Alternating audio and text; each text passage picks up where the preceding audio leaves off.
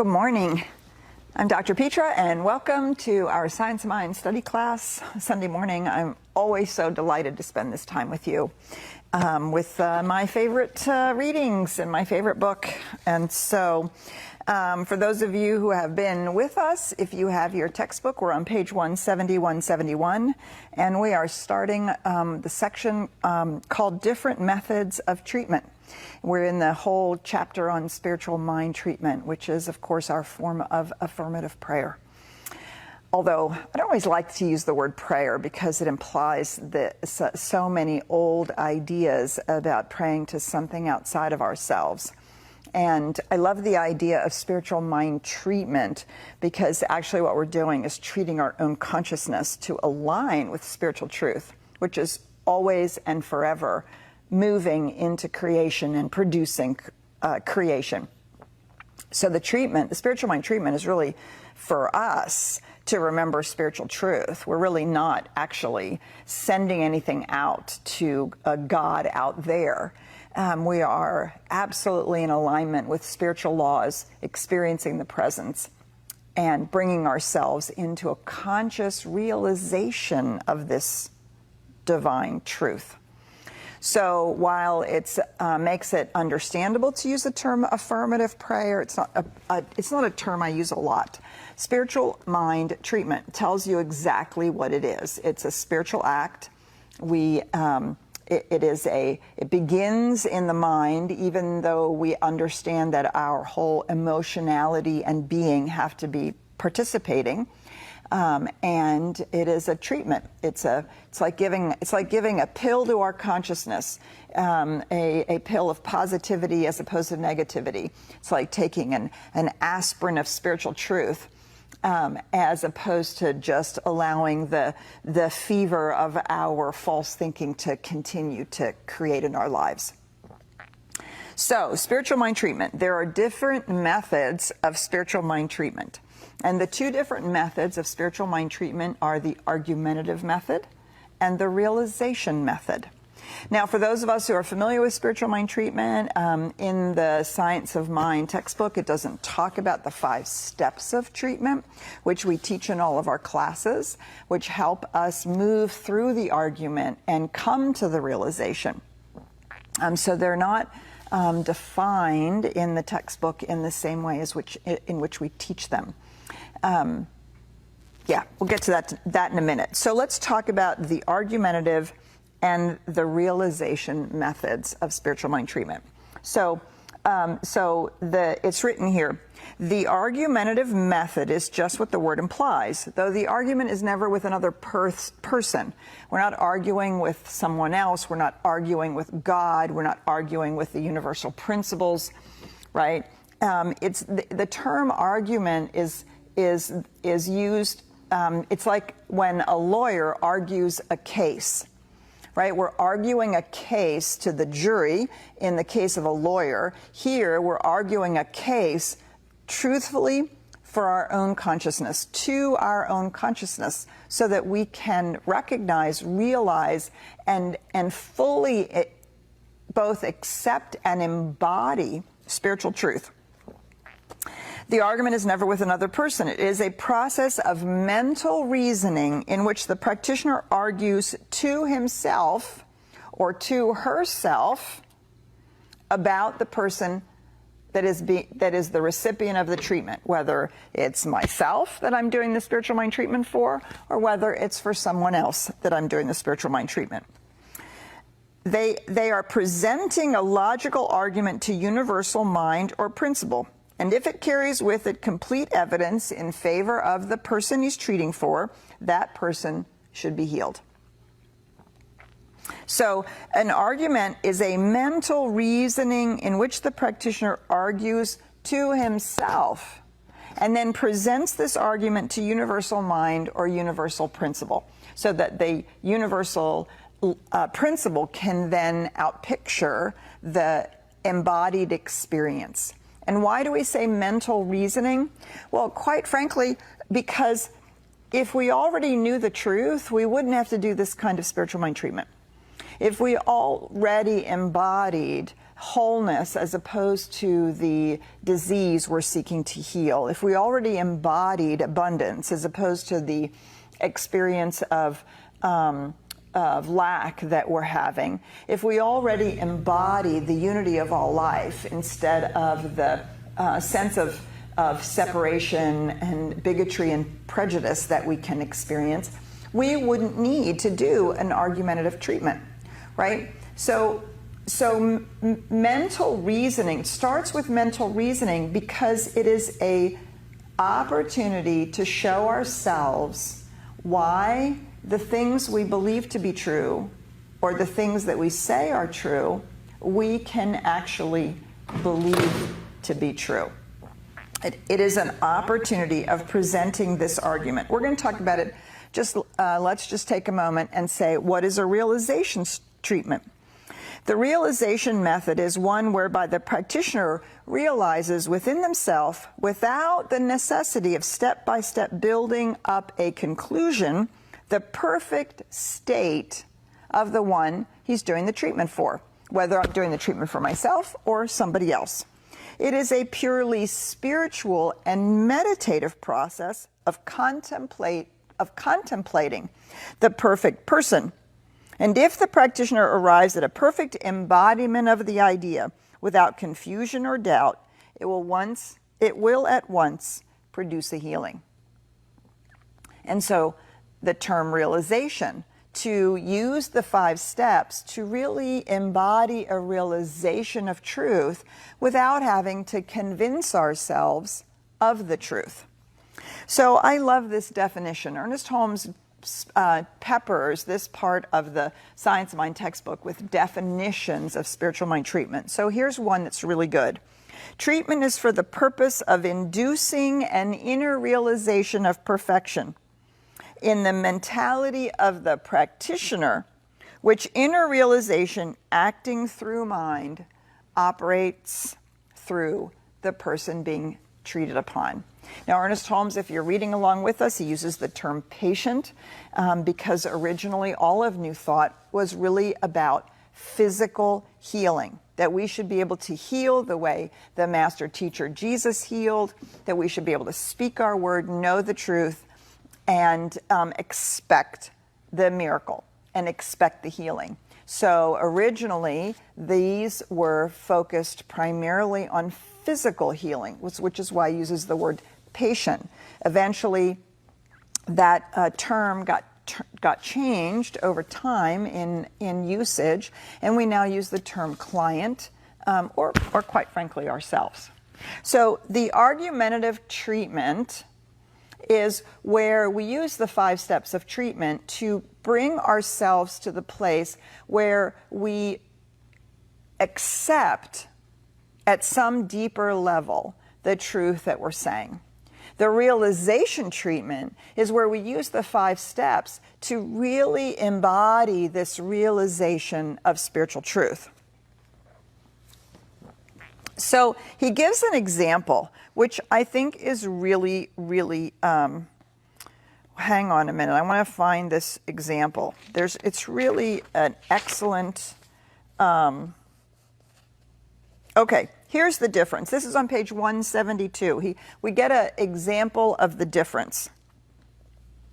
So he uses a couple of examples. So Mary Jones has a disease. She's been diagnosed with an illness, and she comes to a practitioner, John Smith, and she says, I have tuberculosis or cancer or some other disease. So John Smith, as the practitioner, states, the word I now speak is for Mary Jones, right? Because we're speaking for that person, could be about myself. The word I now speak is for Mary Jones. She is a perfect and complete manifestation of pure spirit, and pure spirit cannot be diseased. Consequently, she is not diseased.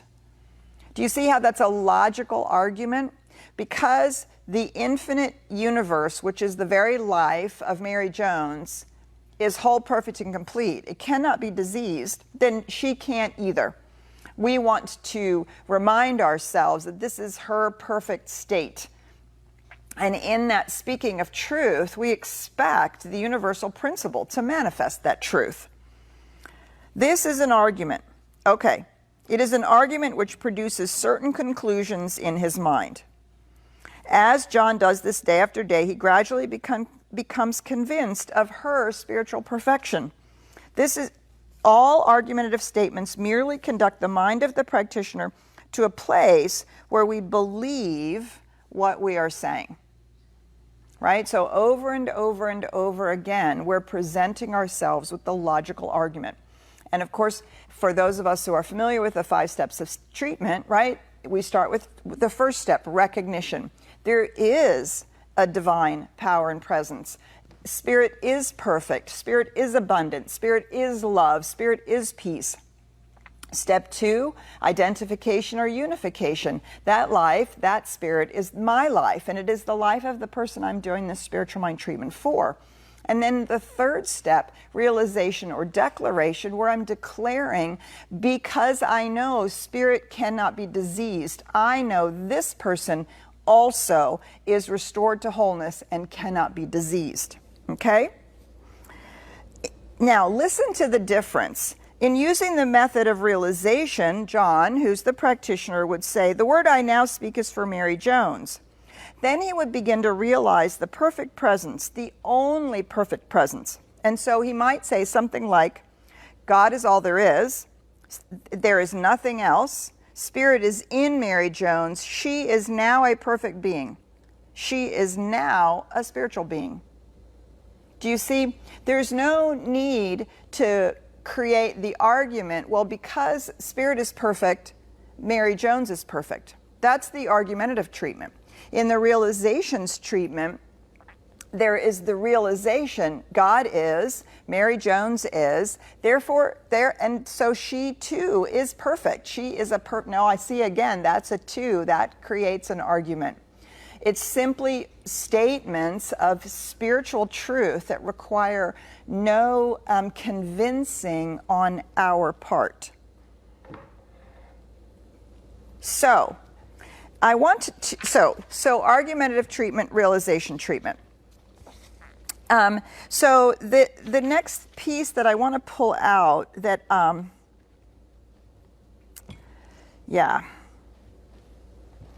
page 172, right in the middle of the second paragraph, where there's a conversation about, do we have to talk about the disease, or do we have to talk about the issue or the challenge?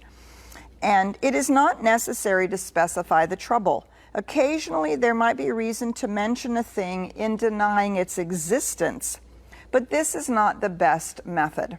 If you'll remember, we talked about denial last week.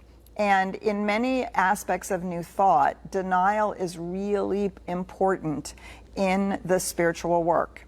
For whatever reason, Ernest Holmes was not big on denial. I think partly because so much of denial can be so completely misunderstood.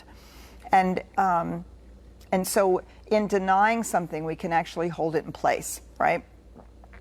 But as we talked about last week, we're not denying the experience.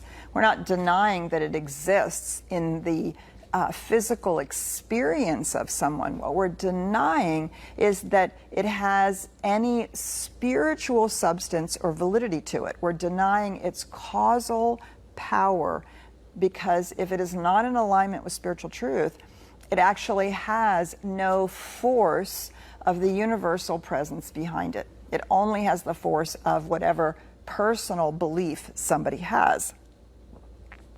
So occasionally there might be reason to mention a thing in denying its existence, its spiritual truth, but this is not the best method.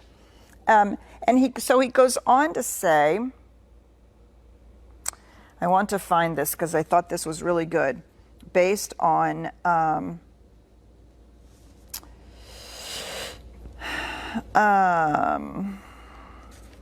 well, you know what? I'm going to stop right there because I really want to find this. Here, back on page 171, in the argumentative treatment. Okay, this helps us understand denial. So here's another illustration. Let's suppose Mary is sick and John is the practitioner. She comes to him saying, I am sick.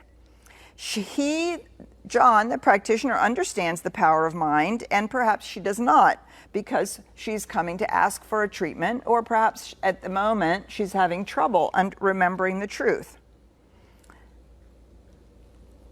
He does not try to hold a thought over her or for her, nor suggest one to her, because the treatment is done here in the consciousness of the person speaking.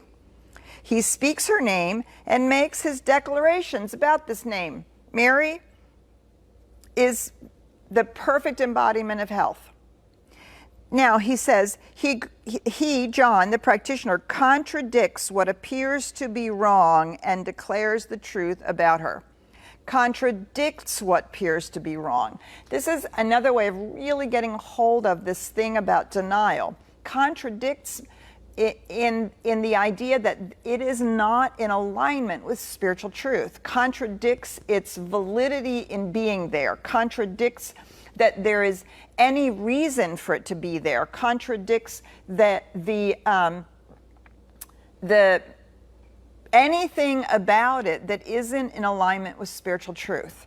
Right? So if we can understand that in denial, we're contradicting, not pretending it doesn't happen, not pretending it's not there, which is nonsense, right? Or Mary wouldn't be sitting in front of the practitioner, or we wouldn't be going to a practitioner or doing treatment ourselves if there wasn't actually something going on in our experience.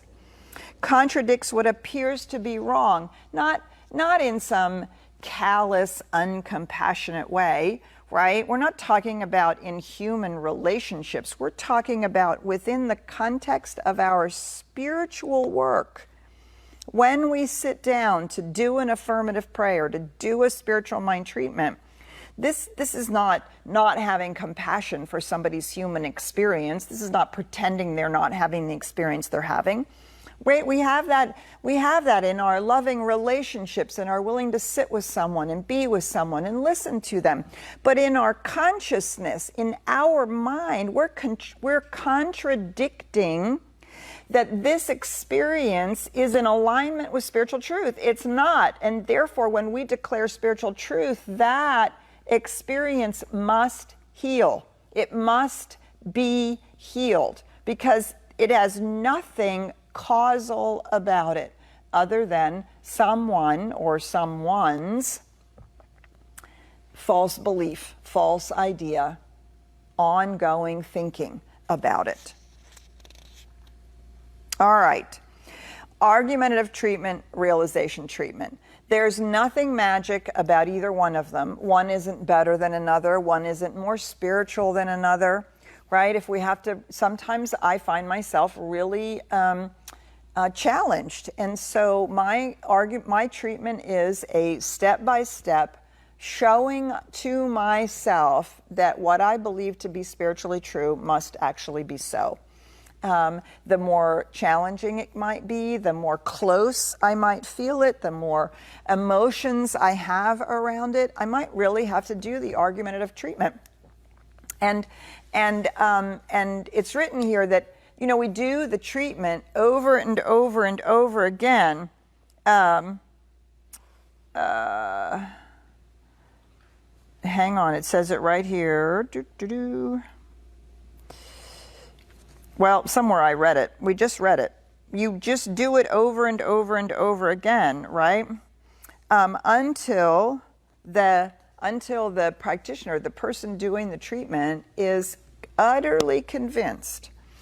And sometimes that happens very quickly.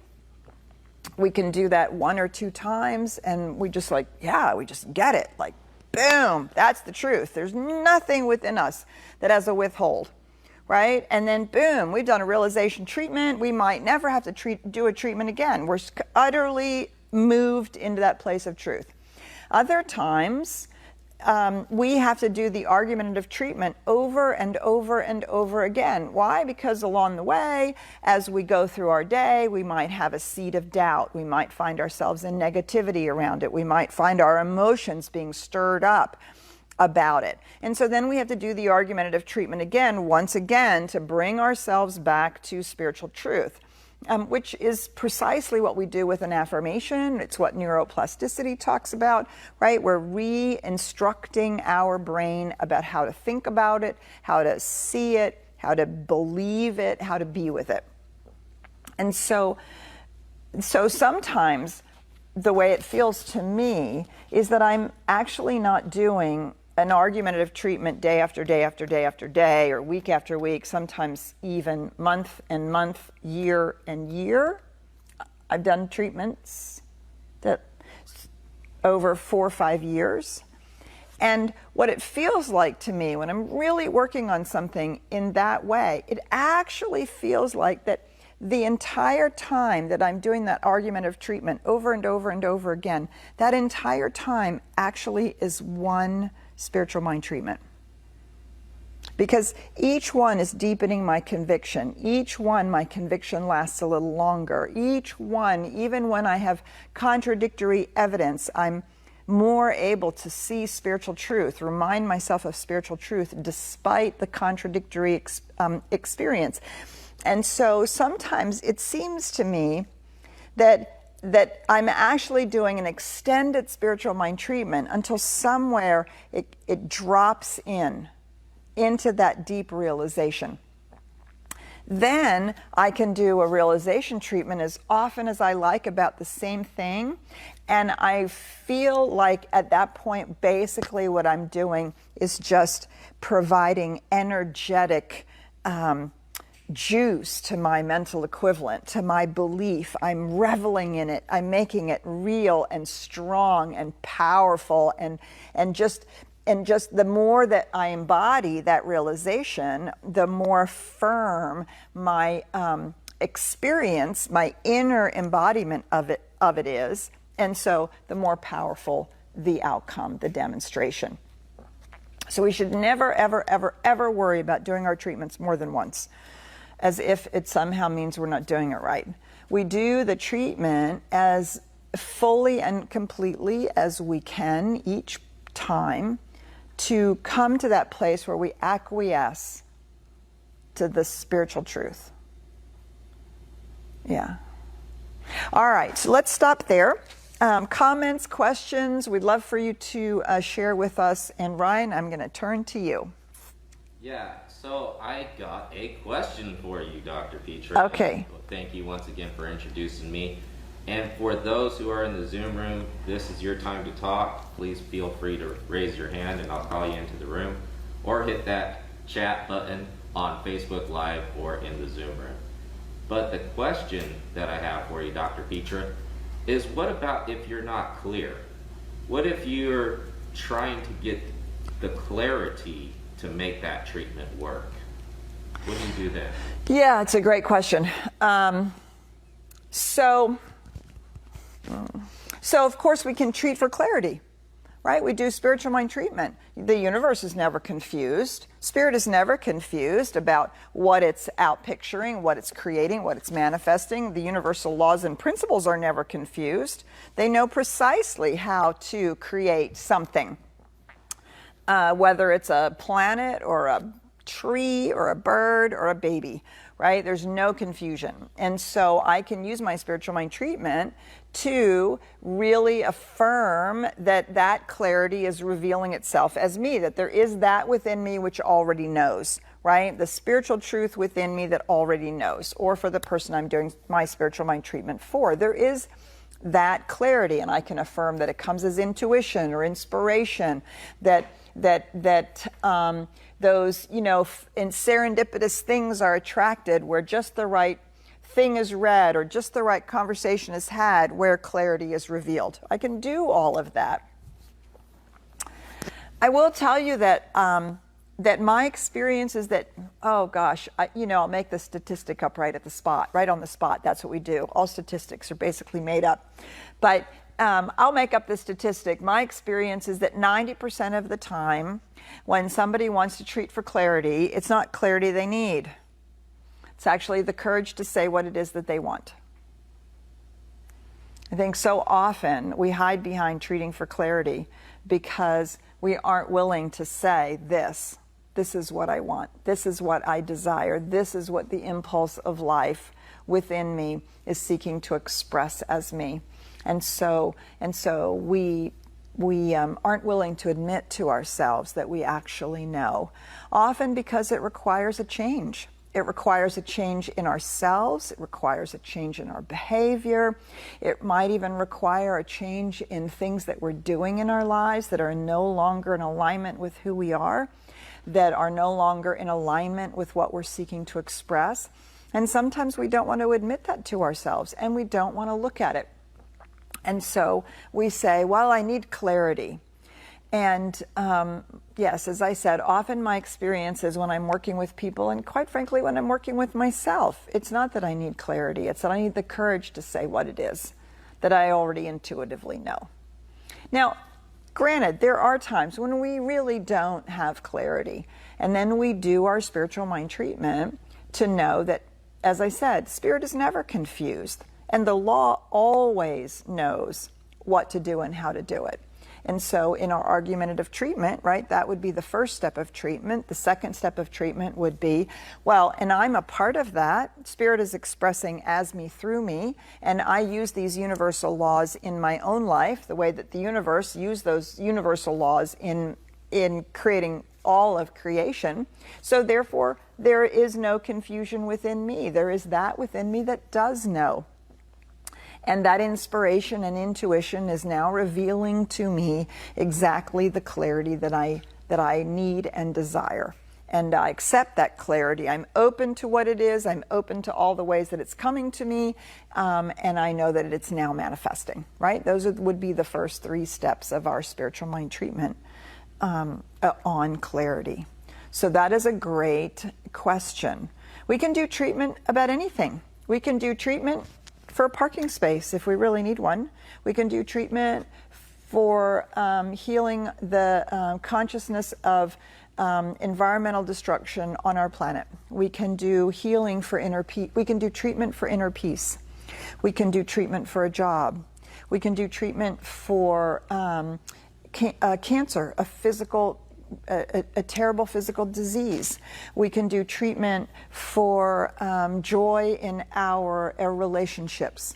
We can do treatment to have our dinner turn out beautifully because we have guests coming over and we want it to be lovely.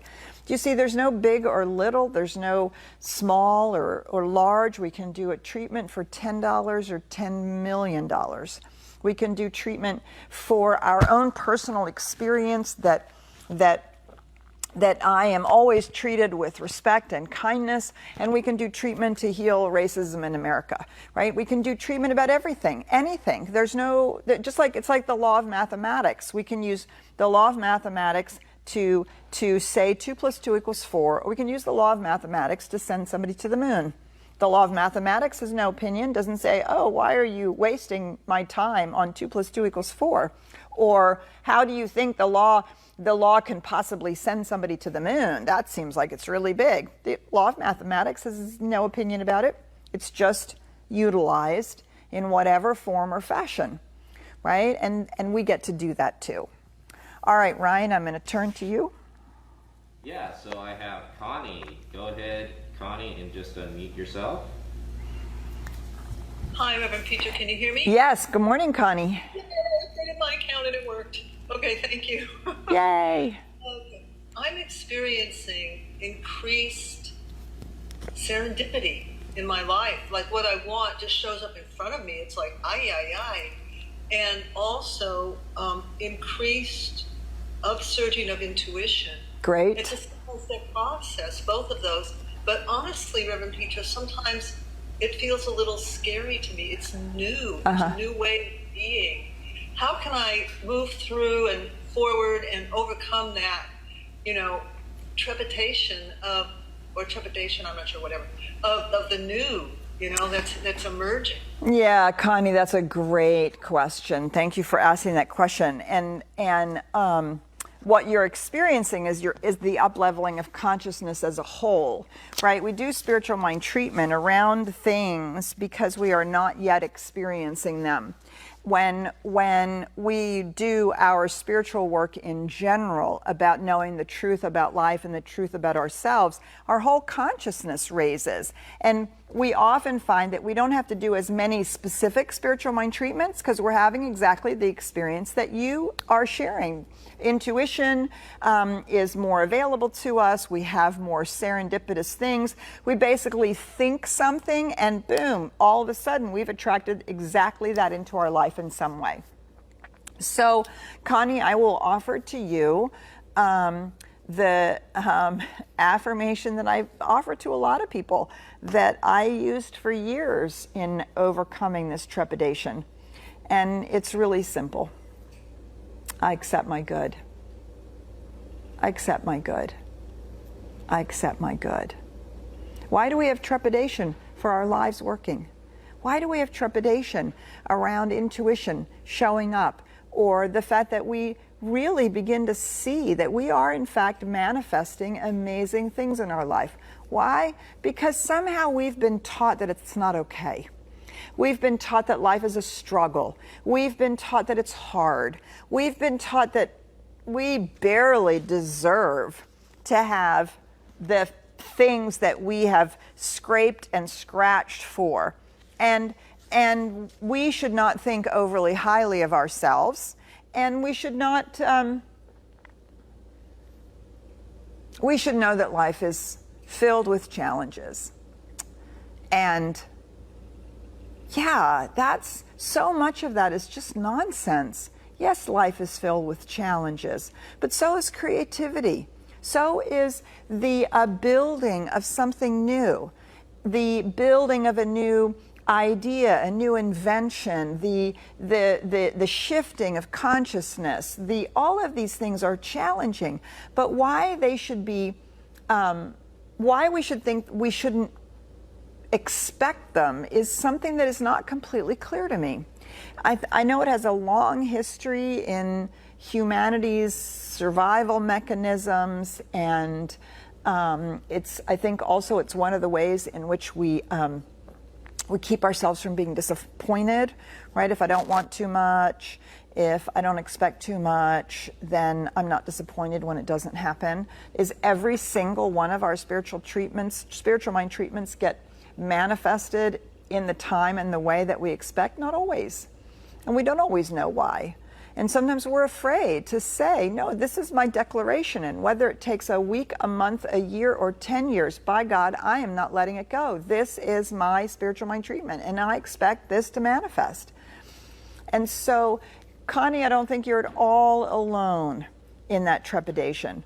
And I think it's because, well, the other side of that coin is, I think it's because we have been enculturated to believe in human hubris, human pride. And it's not because of our humanness that we should expect these things to happen. It is because we are spiritual beings that we should expect these things to happen. This is the very life of spirit showing up as us. This is the very reason for our being, is for spirit and life and love to be expressed and to joyously create. And so I accept my good. I accept my intuition. I accept the serendipities. Not only do I accept them, I begin to start to expect them. Like, yeah, my life actually should work. It is designed to work. You know, you look out at the trees and the squirrels and the flowers, and they don't expect life to be hard. They expect things to grow and unfold. They take what comes, but there is just a natural unfolding in life. So thank you for that question, Connie. And it is something that, and we can also do treatment about it, right? We can do spiritual mind treatment. Why is it that we should expect these things? Because we know who we are. We know what's true about spirit. We know who we are. All right, Ryan. So a question came up, Petra, kind of in the same vein, but a little bit different, where there's almost a sense of guilt associated with being able to treat and move your feet. For instance, let me just pull this up here. When you're in an argumentative state of being, it seems that it can become challenging to overcome some of your self-worth issues. So for When you're, instance, uh-huh.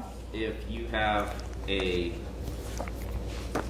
thing that you're limited, let's say technology, and you affirm, I love technology, this is my friend. I love technology, this is my friend. But then you also understand you're limited by the understanding, and this creating a sense of, you know, almost guilt, like I should get this, I should be able to do this, I should get this, I should be able to do this. So you see where I'm talking about that rub? Yep. Mm-hmm. So what are your thoughts on that? What can we do in that situation? Yeah, it's a great question, Ryan. So I think we talked about it last week. We talked about it Wednesday night, I think, even. What is should? Should is nothing more than judgment and comparison. We're comparing ourselves to what we think, and we're judging ourselves less than. And so what we have to remember is anytime we have those kinds of feelings is that we are speaking from our human limitation, our human sense of comparison, right? In the absolute, in spirit, in the divine reality that is the truth of our being, there is no comparison. There's nothing to compare to. And so what I get to do is instead of shoulding on myself, is I get to affirm in my spiritual mind treatment. Technology is my friend. I am learning. I am growing. More and more technology makes sense to me. I am able to understand what I need to understand. Why? Because the universe is unlimited and it is vastly intelligent. And so there is that within me which can understand these things.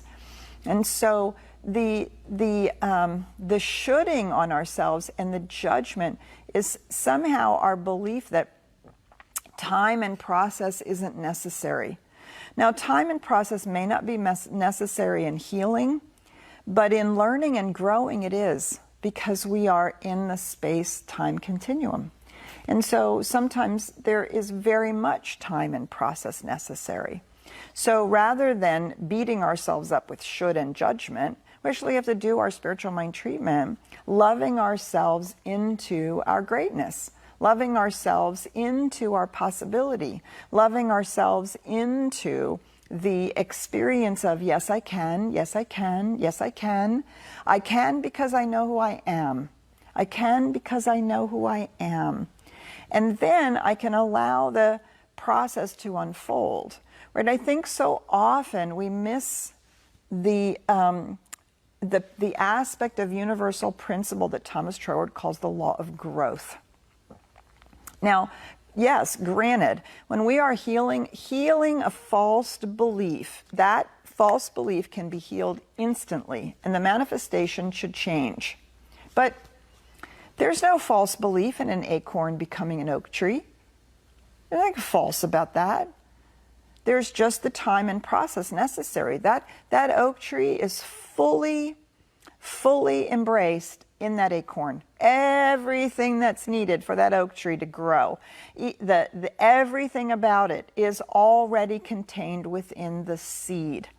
But the seed has to germinate, it has to pull from everything that it needs, and it begins to grow. And pretty soon you have a little sapling, then you have a little seedling, then you have a sapling, then you have a young tree, and 50 years later you have a beautiful mature oak tree. Now, nowhere in that process was there a need to heal a false belief or heal a limitation.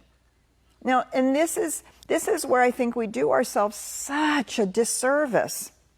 When we are creating something new, learning something new, becoming something new, growing into something new, the law of growth is as present as it is in the acorn. So this does not mean we are limiting ourselves in any way, shape, or form. There is no limitation other than the fact that we are expressing in the space-time continuum. And so we are limited by the process of growth and unfoldment. Now, maybe somewhere, sometime in the future, consciousness will have so developed that we can pick the thing that we are learning and growing right out of infinite mind, and we could instantly know everything there is to know about it. But we're not at that point of evolution yet. And so we too still learn and grow. And so our spiritual mind treatment along that, in that process, right, we do spiritual mind treatment for the end result. I now know everything about this piece of technology that I need to know. And I easily and swiftly move through my growing process, my learning process. And how do I know that? Because I can see how effortlessly things grow in the spring. And that same effortless growth is happening for me in my life right now around this particular topic, let's say, called technology. Do you see? Now we use our spiritual mind treatment. We use our always to affirm the end result, and then to have confidence in the process, to have confidence in our ability to learn, to have confidence that, as Connie said, whatever we need will be serendipitously attracted to us, or we'll have the intuition, go here, do that, see that person, ask that question, right? Each of it in service to our learning and growing, happening effortlessly and easily, smoothly, quickly. And I think we just, sometimes we are overly invested in instantaneous results. And you've heard me talk about this before, right? We have the experience of the master teacher Jesus, where so much of spiritual mind treatment is pulled from. The very ways in which he healed have informed what we understand is needed for healing, for true, absolute healing. And we have stories that was all so much of it was instantaneous. And then, of course, we have our instant gratification society that we've been living in for the last, 50, 100 years. And now we have the even more instantaneous technology, just like that around the world. Text anywhere in the world, right? Email goes boom, boom, and everything is faster, faster, faster, faster. And so we've conflated all of these things into an unnecessary impatience with ourselves. And of course, then impatience colors the spiritual mind treatment or the work that we're doing, which just actually slows us down. Because what are we saying when we're impatient? It's not going fast enough. It's not going fast enough. I can't do it. I can't do it. It's not going fast enough. It's not going fast enough. And I feel limited. I feel limited. And what does the universal principle say? Yes. It says yes to us. Whatever we put into mind, the universal principle reflects back to us, right? It's called the law of cause and effect. And so we're just perpetuating the very thing that we don't want. All right, Ryan. Yeah, I just want to shout out to Catherine over here. She wrote something really beautiful about what we're talking about. She says, thanks for the analogy about learning and growing and the acorn becoming the oak tree. It helped me to realize that I was frustrated with myself about not growing and learning fast enough. I remember that I am exactly where I need to be. I am now breathing through it again as I continue treating and affirming my spiritual truth. Yes, beautiful. Thank you for sharing that, Catherine. And I think that we forget that, and we cause ourselves altogether too much unnecessary anxiety, and it's just another way in which we can say I'm not good enough, right? I'm not doing it right. I'm not good enough. So we find all kinds of ways to provide evidence to ourselves of this false belief. So if there's any false belief in any of this, that's the false belief that I'm not doing it right, or that I'm not good enough, or that I'm never going to get it, or I'm never going to get there, or, oh, it's like an onion, I'm going to be forever peeling it away, I'm never going to get to the center, all of which is complete nonsense. You will actually get there. It just requires time and patience, right? You don't go out to your garden and yell at things for not growing. You don't go out there and say, well, why aren't you a full-grown oak tree yet? Why, you don't go out in the spring and yell at the tomato plants for not having produced tomatoes yet. It takes a whole season for it to produce tomatoes. And so that's where trust comes in, that we trust the universal principles that we're using. And we trust that ongoing unfolding of life, which is different than the healing of something that shouldn't be there in the first place. Do you see? And we spend so much time thinking about healing an old belief, which often is what limits us, healing an old consciousness, that we forget that as we let go of the things that limit us, as we release the unhealed, as we release the old patterns and beliefs, right, our lives shift from healing things that shouldn't be there to growing and creating that which we desire, that which is the deepest truth of our being. As long as we have things that are seriously not working, then the healing is required. But at some point, we stop having to heal things and we start growing and creating. And it is in the growing and creating process that we have to really lean into the law of growth. Trust the law of growth. Know that things are growing. Know that we're learning and evolving and growing because we're in the process of creating something new. Even if it's just a new awareness in our own life, a deeper spiritual realization, a fuller embrace of the truth of our being, of the presence of the divine as the inner reality of who we are, right? We're growing into that because we've healed that which keeps us falsely separate. Does that make sense? Right? These are two, they're similar but different. And our spiritual mind treatment works in either case. We're using our spiritual mind treatment in either case. It just allows us to relax into the process. Yeah. And then we don't have to judge ourselves or beat ourselves up. We can really know that that we are working with spiritual laws. So I want to hop over to page 173. The top of 173, this first full paragraph. It makes no difference, however, which method one uses, as each produces the same result. I'd like to read that again.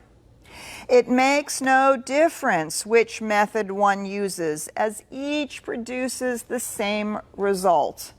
Right? And one method is a logical argument in the mind of the practitioner by which they convince themselves of the truth of being.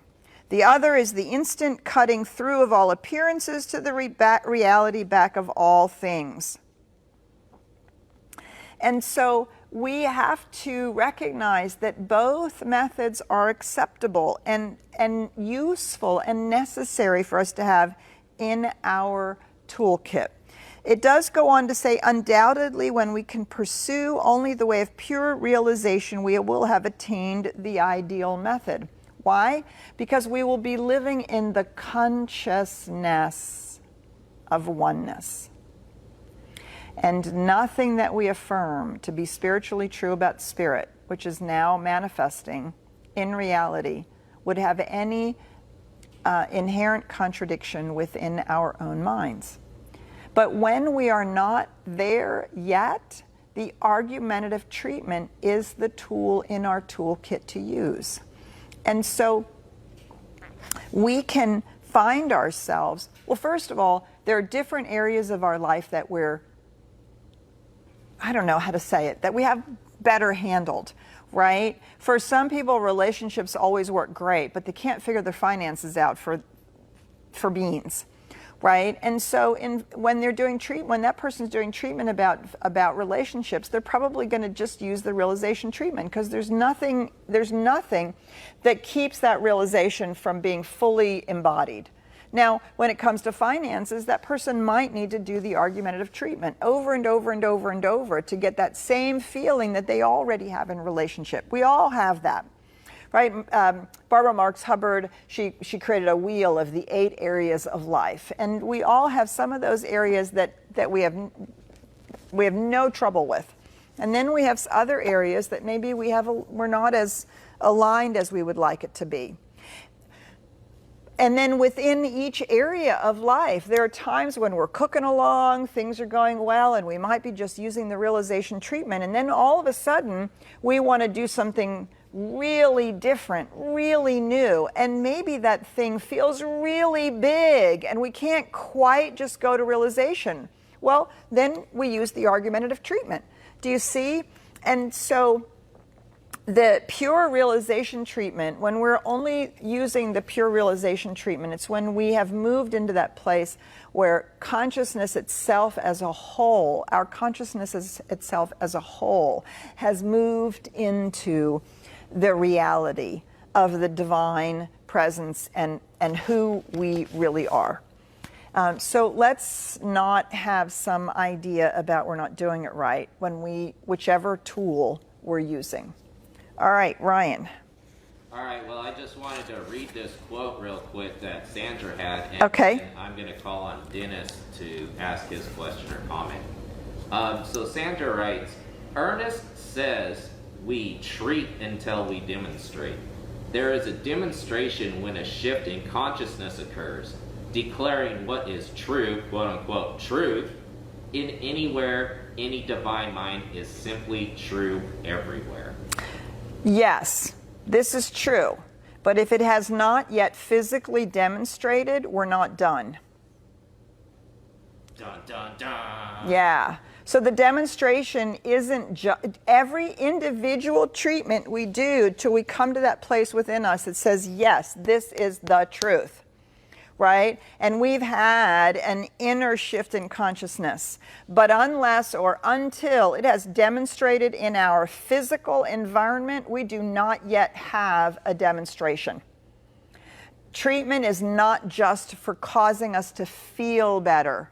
It isn't just for causing us to shift a psychological perspective. Oh, I thought I was abundant, but I thought I was poor, but now I see how abundant I am because I have all these friends. No, if we're not actually manifesting more financial abundance, if that's the thing we're treating for, we have not yet had a demonstration. And so we do not want to fool ourselves. We expect to have a changed condition. You should be able to go back to the doctor, have them take new x-rays and tests, and the healing must manifest on the physical level.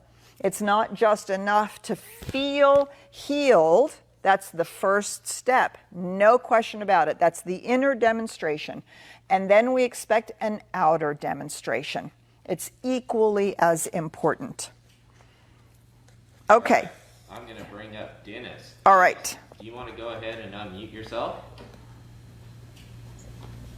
Okay. Hey, good morning. Thank you. This is very, very interesting. Good. Because I question myself from time to time. I mean, I stopped doing it, but it's like my mind treatments are really pretty short and sweet. Okay, that's a realization. Yes. Yes, that's just, yes. They're like 3, go through the steps, but they're just like one-line affirmations. Mm-hmm. And I remember there was one class where we got in a group, and we all were to share mind treatments. And I ripped mine off, and one of the ladies, she looked at me, that's it? Well, yeah, that's all you see, so this is making me realize that. Ha ha ha. But also, I want to go back to something that you had spoke about a few weeks ago, about Jesus and his disciples in the living faith. And that's what this class really does for me, is helps me remain seated in a living faith. Beautiful. And therefore, because I set in this living faith, I more often than not simply need to remind myself. And Yes. then about that it's becoming more clear too about like space-time continuum. Right. I've been really focusing on that lately. So couldn't we just really consider, okay, like the period it takes to manifest something, isn't that simply just like the dance between the absolute and the relative? Right, that's exactly right. And if we could, like in, oh man, The Wrinkle in Time, right? If we could create the tesseract, if we could really operate on the quantum level, then we could probably circumvent the whole space-time continuum thing as well. I'm not sure that's true when we're talking about things that are literally growing, like oak trees and babies but there is, but there is something that says we continually push the boundaries of the space-time continuum. The more deeply we understand the laws, not only the Newtonian laws of the macrocosmic or the physical world, but the quantum laws of the quantum world. So who knows? Who knows how that will shift and change over time.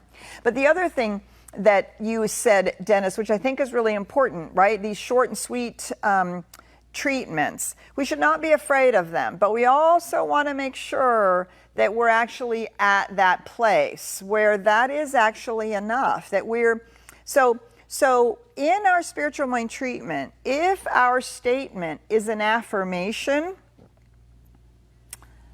we may need to do more than just an individual statement. I know that there is one power and presence in the universe. Now, if that's an affirmation, which means that it is purely a mental idea that I don't yet have a lived embodied experience of, I actually might have to do a whole lot more in that step to start creating that lived experience of it. If I can say that statement and feel in every aspect of my body that there is one power and presence in the universe, and it is all there is. If I already have a lived embodied experience of that, and I'm simply giving voice to that internal embodied experience, now I'm in a realization treatment. Do you see the difference? And again, sometimes we do short and sweet because we don't know how to create, how to generate that inner embodied experience, which is why sometimes treatments are a little bit longer. There's a story in Ernest Holmes' His Life and Times. There's a story about him and Reginald Armour going to a hotel and being asked by a man who was literally falling down drunk, please heal me of this alcoholism. I can't keep doing this. I'm ruining my life, my marriage, everything else. And they sent him away with this bottle of whiskey and sent him to his room. And Ernest Holmes describes he and Reginald Armour passing a treatment back and forth, literally treating all night, until somewhere in the wee hours of the morning they were clear that treatment was complete, that they had done that argumentative treatment over and over and over again, that they had built such a realization within themselves that this was true. But it took all night for that to be embodied. As he shares the story the next morning, the gentleman came to the door and said, I don't know what happened, I don't know what you did, but wow. And he never took another drink. And they followed the case. He never took another drink. And so we want to be sure that, Dennis, you've been practicing this for a really long time. I utterly believe you that when you say those statements that you are giving voice, you are giving words to an experience. That's a realization treatment. In an argumentative treatment, we're using the words to shape an experience within us so that we begin to embody it. Do you see the difference? In no case are we simply saying words. Spiritual mind treatment is not a ritual we do to appease the gods. Spiritual mind treatment is not a ritual that we do that if we just did it right, then the law would somehow miraculously reward us with a demonstration. Spiritual mind treatment is not something we do because somebody has said, well, if you will do this, you'll change your life. We do spiritual mind treatment, and we use words only to provide shape and focus and definition to the experience we're trying to describe, right? So we want to get away from this idea that spiritual mind treatment is somehow purely a cerebral left brain experience. We use the words in our argumentative treatment to build an experience within us. In the realization treatment, we use the words to give shape to the experience and the embodiment that we're having. And quite frankly, I use the words to keep myself focused, because I can really be working on some deep contemplation about wholeness or about whatever it is, whatever it is. I can be doing a deep, and then the next thing I know, I'm off thinking about what I have to do tomorrow, because I'm not staying. I use the words to keep myself very focused so I don't get distracted on what's going on. All right, so we're coming to the end of our time. This is really fabulous. I want to continue on page 173 and 174, and we're going to get to, Sandra, to your comment in the next section, when and what is a demonstration, and let us not fool ourselves. This chapter is chock full of good stuff. I do want to close. The last thing I want to say is we have a beautiful service, a celebration, Sunday celebration coming up for you. Those of you who are going to stay and join with us for it. We had originally a beautiful song in there, Kiara Jones doing a dance to Unbreakable Smile.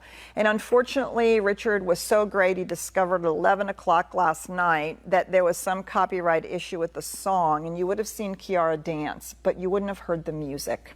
So we've had to cut that out of today's service. But if you go to CSLDallas on YouTube, you subscribe to our channel, and you look, just search in our channel for Unbreakable Smile and watch this amazing dance that Kiara Jones did for us, because I hate for you to miss it. Have a beautiful day. We'll see you in the celebration shortly, and enjoy this glorious morning. Bye for now.